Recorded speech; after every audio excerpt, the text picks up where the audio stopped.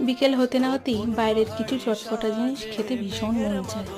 আর রোজ দিন বাইরের জিনিস খাওয়া তো একদম ভালো না, তাই আমি যতটা পারি ঘরেই টুকটাক কিছু রান্না করার চেষ্টা করি। আজকে তৈরি করেছিলাম ডিম দিয়ে চাউমিন। চাউমিনটাকে অল্প একটু সাদা তেল আর নুন দিয়ে আগের থেকেই মোটামুটি 50 to 60% সেদ্ধ করে ঠান্ডা জলের মধ্যে চুবিয়ে রেখেছিলাম।